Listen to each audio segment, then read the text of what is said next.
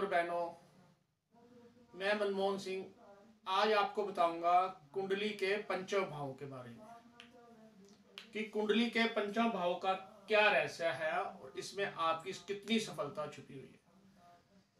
ये कुंडली का सबसे शुभ त्रिकोण कहलाता है और इसकी बहुत महत्व है। कुंडली का पंचम भाव जिस जातक का स्ट्रॉन्ग है, शुभ है, समझ लो उसके साथ कामयाबी लग गई, वो जिंदगी में पीछे मुड़ के नहीं देखता।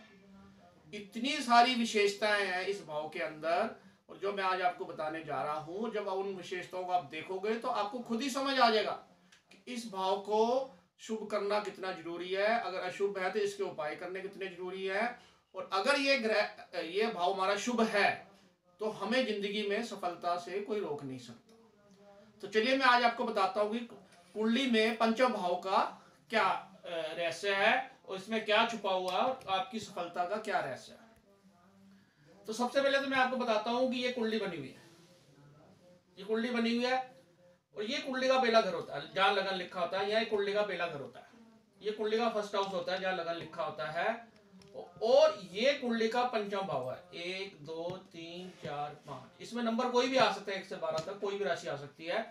ये कुंडली का पंचम भाव होता है, इसको पंचम भाव बोलते हैं। ये भाव जिसका शुभ हो, इस पे शुभ दृष्टि पड़ रही हो ग्रहों की, तो समझ लो उस जातक को कोई चिंता करने की जरूरत नहीं है सफलता के लिए। अब मैं इसको पूरे विस्तार से आपको समझाता हूं कि इसकी क्या विशेषता है, ये किन किन चीजों का से हम इसको देख सकते हैं।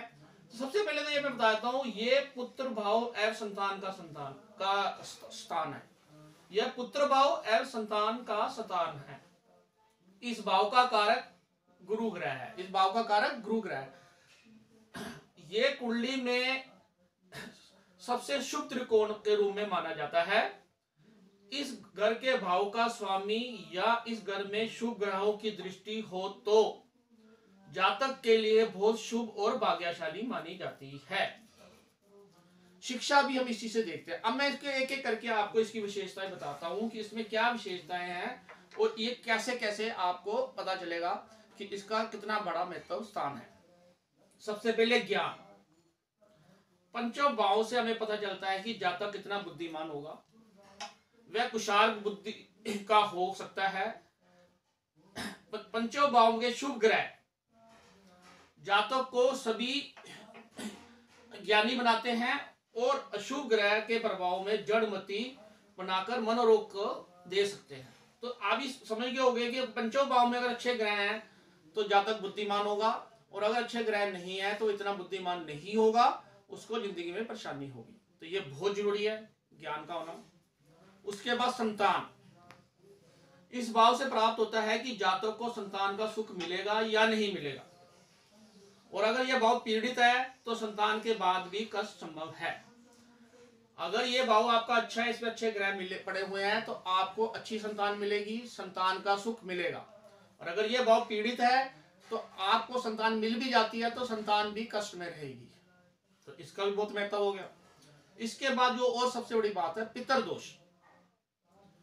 इस भाव में अगर क्रूर व पाप ग्रहों का प्रभाव हो तो पितृदोष का सूचक है। इस भाव में अगर राहु है गलत बैठा हुआ है, शनि गलत बैठा हुआ है, कोई भी या इसको ऐसी दृष्टि है शनि और राहु की गलत, या ऐसे पाप ग्रहों की दृष्टि है या पाप ग्रह बैठे हुए हैं, तो पितृदोष का सूचक माना जाता है। जातक ने किसी ना किसी प्रकार के पाप कर्म पिछले जन्म में जरूर किए होते हैं, तो इससे पिछले जन्म का भी पता चलता है। अगर यहाँ शुभ ग्रह है तो आपका पिछला जन्म अच्छा था, आपके कर्म अच्छे हुए। अगर यहाँ अशुभ ग्रह है तो आप ये समझ लो कि आप पितृदोष से पीड़ित हैं और आपके पिछले जन्म के पाप कर्म हैं, जिसके कारण वह पितृदोष का भागी बनता है और उसको परेशानियां आती हैं जिंदगी में सभी प्रकार। तो इस भाव का भी बड़ा, इस पितृदोष का भी हमें इससे पता चलता है और इस भाव का पता चलता है कितना महत्वपूर्ण है। आगे मैं बताता हूं आपको मंत्र सिद्धि। हम कोई मंत्र करते हैं, पूजा पाठ करते हैं, वो हमारे लिए कितना कामयाब होता है वो भी इस भाव से पता चलता है। यह भाव मनुष्यों को मंत्र तंत्र में रुचि को बढ़ाता है। मनुष्य को मंत्रों की सिद्धि होगी या नहीं होगी और इससे उसको फल मिलेगा नहीं मिलेगा, वो भी इसी भाव से पता चलता है। कई लोग सारी जिंदगी बहुत मंत्र पूजा करते हैं लेकिन उनको कामयाबी नहीं मिलते, या उनकी चीजें जो उनकी मंशा होती है वो पूरी नहीं होती। तो इस भाव से मंत्र सिद्धि का भी पता चलता है। इष्ट देव, ये भी बहुत महत्वपूर्ण है।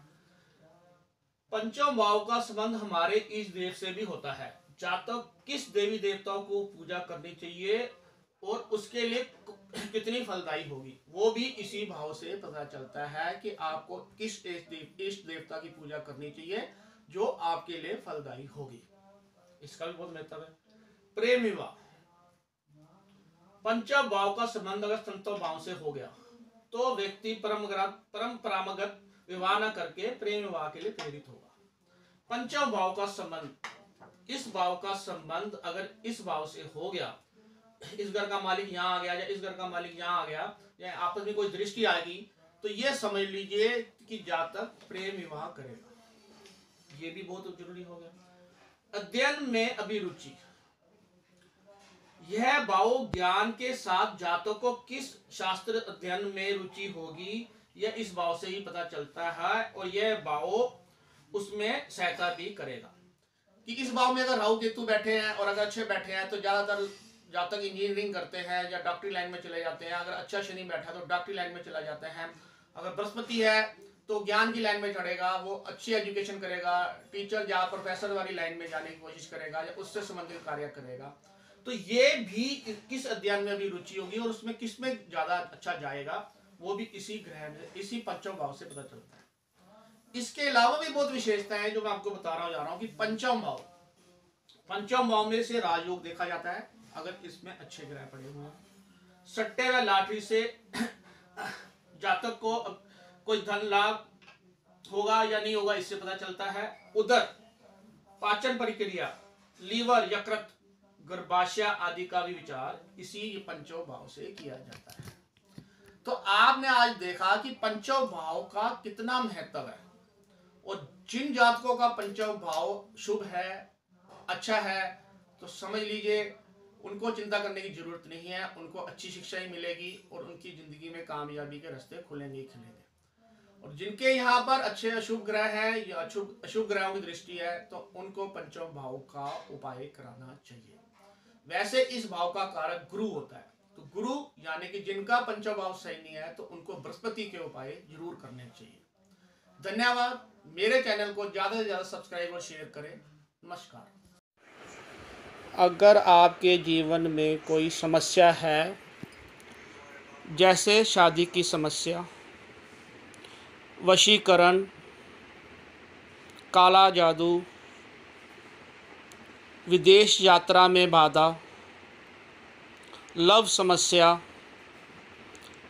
ग्रह क्लेश, व्यापार में घाटा आदि समस्याओं के समाधान के लिए कॉल करें astrologer Manmohan Singh. Phone number 9899570167।